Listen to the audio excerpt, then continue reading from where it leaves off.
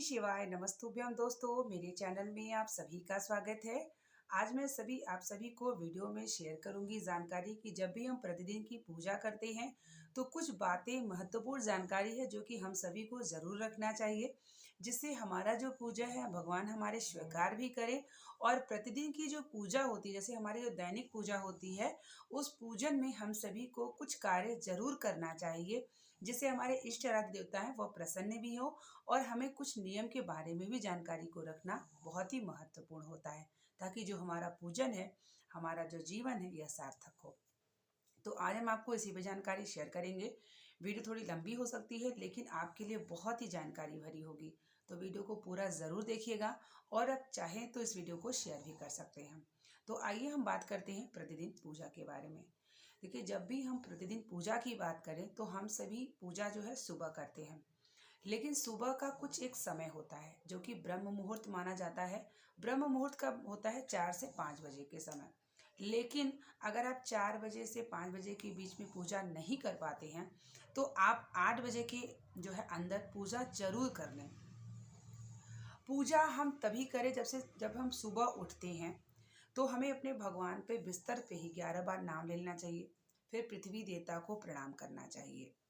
फिर उसके बाद आप अपने घर की पूजा मंदिर में जहाँ है उसे खोलिए और वहाँ भगवान को प्रणाम करिए। उसके बाद आप स्नान करेंगे। स्नान के बाद आपको 1 लोटा जल भगवान सूर्य को चढ़ाना होगा। सूर्य को जब आप जल चढ़ाते हैं तो सूर्य की जिस प्रकार प्रकाश पूरी रोशनी दुनिया को फैलाती है, उसी प्रकार वह प्रकाश और आपको तेज देती है। आपके घर पे, परिवार पे सूर्य भगवान की कृपा बनी रहती है। अगर कोई गृहिणी भगवान को प्रतिदिन सूर्य भगवान को जल समर्पित करती है तो सूर्य जो ग्रह दशा होती है वह तेज होती है, और जब तेज होता है सूर्य ग्रह तो आप मान पद प्रतिष्ठा पे आगे जाते हैं।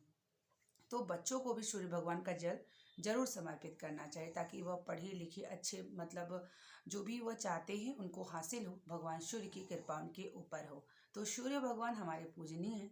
तो सबसे पहले अगर हम भगवान की दर्शन करें तो सूर्य भगवान को जो है ज़रूर हमें जल समर्पित करना चाहिए। जब भी हम भगवान प्रतिदिन पूजा की बात करें अगर हम, तो प्रतिदिन पूजा में हम सभी को भगवान के पात्र को साफ सुथरा रखना चाहिए। यानी हमें प्रतिदिन जो भी हम पात्र यूज़ करते हैं उसे हमें साफ से धुल लेना चाहिए। ऐसा नहीं कि जूठे बर्तन में ही आप पूजा करें। यानी आप जैसे ही सुबह स्नान करेंगे उसके पहले ही आप बर्तन को धुल लीजिए, उसके बाद ही पूजा करने के लिए बैठिए। पुष्प आपको जो है स्नान से पहले तोड़ लेना होता है। स्नान के बाद पुष्प नहीं तोड़ा जाता और ना ही समर्पित किया जाता है। जब आप पुष्प समर्पित करें तो उसके पहले जल बिल्कुल छिड़काव ना करें, क्योंकि जब जल छिड़काव कर देते हैं तो वह जल देवता को समर्पित हो जाता है।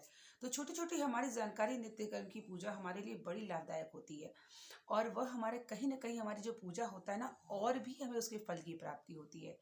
तो आपको ये करना है। फिर आपको आसन कुशा का इस्तेमाल करना होता है, जो कि हम कुशा का जब आसन इस्तेमाल करते हैं तो वो श्रेष्ठ माना जाता है। इससे हमारे पितृ भी जो है प्रसन्न होते हैं। और एक बात और है कि आपको रात में तांबे की पात्र में जल रखना होता है रसोई घर में, और वो जब जल रखते हैं तो सुबह उठ कर सबसे पहले आपको अपने मेन द्वार पे समर्पित करना होगा, जिससे आपके घर के पितृदोष जो होती है, अक्सर किसी न किसी घर में पितृदोष जरूर होता है, तो वो समाप्त हो जाता है।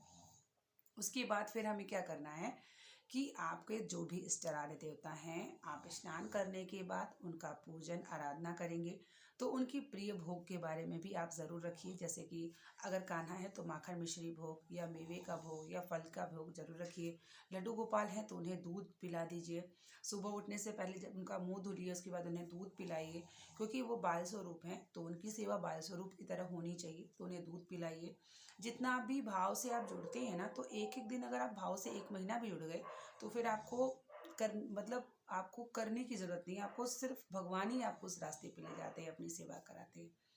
जब भी हम भगवान से जुड़ते हैं ना, तो कुछ समय के लिए हमें लगता है कि अरे मैं कैसे करूं, लेकिन जब आप निरंतर जुड़ते जाते हैं ना तो आप स्वयं आकर्षित हो जाते हैं उनकी तरफ, क्योंकि भगवान ही आपको प्रेरणा देते हैं। तो प्रतिदिन पूजन में हम सभी को इस बात का ध्यान रखना है कि ये भोग पुष्प जो है आपको जो है किसी के यहाँ से अगर आप तोड़ते हैं तो उसे इजाज़त ज़रूर लें कि आप पुष्प तोड़ रहे हैं पूजा के लिए। और पुष्प जो है बासी नहीं होनी चाहिए। आप जो है बासी बिल्वपत्र, तुलसी और कमल का फूल चढ़ा सकते हैं, लेकिन और भी पुष्प बासी जो है नहीं होना चाहिए। जब भी आप पूजा करते हैं तो बार बार आपको उठना नहीं चाहिए। जैसे कि अगर आप पूजा कर रहे हैं और बार बार आप उठ रहे हैं तो वो श्रेष्ठ नहीं है। अगर बाई द वे आपको उठना पड़ रहा है तो आप नमः शिवाय का मंत्र का जाप बोल के तब आप अपने आसन को छोड़ें। जब भी आप आसन लगाते हैं तो जल छिड़काव ज़रूर करें, आसन पे से पृथ्वी देवता को प्रणाम करें, उसके बाद अपने पूजन को शुरू करें। जब भी आप भगवान को स्नान कराते हैं, जैसे कि आप अगर कृष्ण का स्नान कराते हैं, भगवान शिव को स्नान कराते हैं, तो उस स्नान का जल आपको क्या करना चाहिए, पूरे घर में आपको छिड़काव करना चाहिए और उस स्नान को जो है सबको एक एक आचमनी पूरे परिवार के जनों को जरूर लेना चाहिए, जिससे आपके घर में जो निरोग्यता भी होगी। और मान लीजिए किसी को अगर रोग है, मानसिक परेशानी है, कलह है, क्लेश है, वो सब समाप्त हो जाते हैं। तो जैसे आप कन्हैया को स्नान करा रहे हैं, भगवान शिव को स्नान करा रहे हैं, अगर किसी पात्र में रख के करा रहे हैं तो उसका जल जो है पूरे घर में छिड़काव करिए और आप परिवार सहित जो है उसे ग्रहण जरूर करिए। उसके बाद किसी वृक्ष में उसको जल को डालिए। चढ़ा हुआ पुष्प हमें क्या करना चाहिए, चढ़ा हुआ पुष्प हमें शाम को हटा देना चाहिए। जब आप सुबह पुष्प चढ़ाते हैं तो शाम को वो पुष्प को हटा के फिर शाम को आपके पास अगर पुष्प है तो चढ़ाइए, नहीं है तो कोई बात नहीं है। लेकिन सुबह का पुष्प पूरा दिन भर नहीं होना चाहिए। सुबह का पुष्प चढ़ा हुआ शाम को आप उसे हटा के किसी वृक्ष के नीचे डाल दीजिए।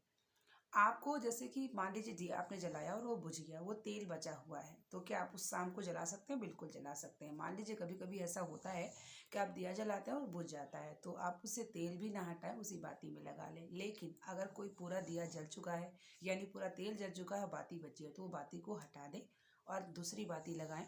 और जब भी दिया जलाते हैं तो पात्र को धुल के जलाएं। जूठे पात्र में दिया नहीं जलाया जाता है। और प्रसाद का अनादर नहीं किया जाता। जब भी आप प्रसाद को भगवान को चढ़ाते हैं तो प्रसाद को थोड़ी देर बाद हटा लें और सब परिवार सहित ज़रूर जो है उसे ग्रहण करें। अगली बात पे आते हैं कि रसोई घर में हम सभी को सुबह स्नान के बाद ही भोजन बनाना चाहिए। थोड़ा कठिन होता है बहुत सारे लोगों को, लेकिन अगर आप नियम कर लेते हैं तो श्रेष्ठ होता है। इससे आपके भगवान भी प्रसन्न होते हैं और जो भोजन बनाते हैं वह भी कहीं ना कहीं अच्छा भी होता है। भोजन जो है श्रेष्ठ होता है, निरोगिता होता है। तो कोशिश यही करिए कि सुबह का जब आप भोजन बनाते हैं बिना स्नान के बनाएं, अरे स्नान करके बनाएं, सॉरी, स्नान करने के बाद ही आप उस भोजन को बनाएं और तभी ग्रहण करें। और जब आप भोजन बनाते हैं तो सबसे पहले आप गौ माता के लिए रोटी निकालें। सबसे पहले गौ माता के लिए निकालें, या आपके घर में कौवे पक्षी आते हैं, अन्नदान महादान माना जाता है।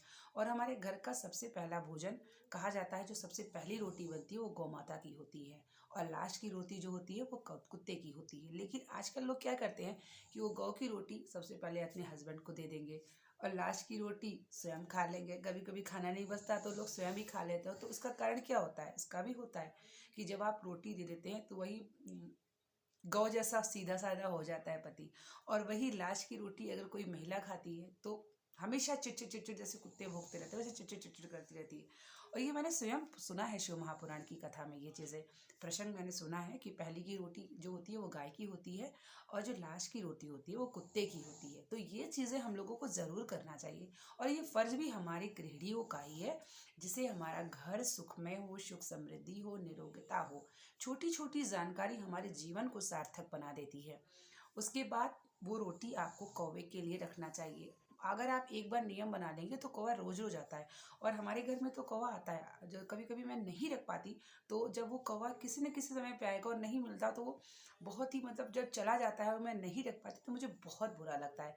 और मैं गौ माता को खोजती रहती हूँ कि गौ माता आ जाए तो मैं उसे रोटी दे देती हूँ। तो भगवान की ऐसी कृपा है कि गौ माता अक्सर आ जाती है और मैं कुछ न कुछ उसे ग्रहण जरूर कराती हूँ। मेरे कहने का मतलब है कि अन्नदान आप करते रहा करिए, ताकि आपके जो पितृ दोष है, और आपको अन्नदान महादान कहा गया है। पीपल के वृक्ष में जाया करिए शनिवार के दिन, तो वहाँ पे चींटियों के लिए कुछ जरूर रख दिया करिए। इससे पितृ दोष समाप्त होते हैं और अन्न जो है अन्नदान भी हो जाता है। तो ये तो आपकी सुबह की दिनचर्या पूजा की बात कर रही हूँ। थोड़ा सा मैं और भी टॉपिक को ले ली हूँ। तो उसके बाद जो है आपको स्नान के बाद ही भोजन बनाना चाहिए।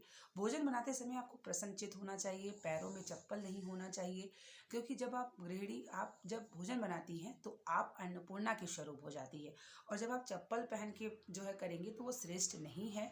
और आप भोग भी लगा सकते हैं अपने भगवान को, जैसे अपने लड्डू गोपाल को अगर आपको भोग लगाना है तो बिना लहसुन प्याज का भोग, अगर भोजन बना रहे हैं, बिना चप्पल पहने बना रहे हैं, स्नान करके बना रहे हैं, तो वो भोग आप अपने भगवान को भी दे सकते हैं। तो ये सब चीज़ें हमें ज़रूर रखना चाहिए जानकारी। और पूजा में बहुत सारे लोग जैसे कि आपके घर के लोग पूजा नहीं कर पाते हैं और सिर्फ आप कर रही हैं, तो आप पूजा करते जाइए, अपने बच्चों को भी उसमें लाइए कि कुछ नहीं तो प्रणाम ज़रूर कराइए। प्रतिदिन जब बच्चे आपके उठे स्नान करें तो उन्हें एक नियम में बनाइए कि आप प्रणाम करो, ये आपके पिता हैं, ये आप कोई ना कोई रिश्ता अपने बच्चों से भी भगवान के प्रति जुड़वाइए। जिससे क्या होता है कि बच्चे कभी भटकेंगे नहीं, कभी गलत रास्ते पे नहीं जाएंगे, क्योंकि उनके ऊपर भगवान की कृपा होगी और जो देखते हैं वही करते हैं। तो मेरे खुद की जो मेरी बेटी है भगवान शिव को स्नान कराएगी, जब भी मैं पूजा करके उठती हूँ तो मैं अपने दोनों बच्चों से कहती हूँ कि आप प्रणाम करो भगवान को, तो वो दोनों झुक के प्रणाम भी करते हैं।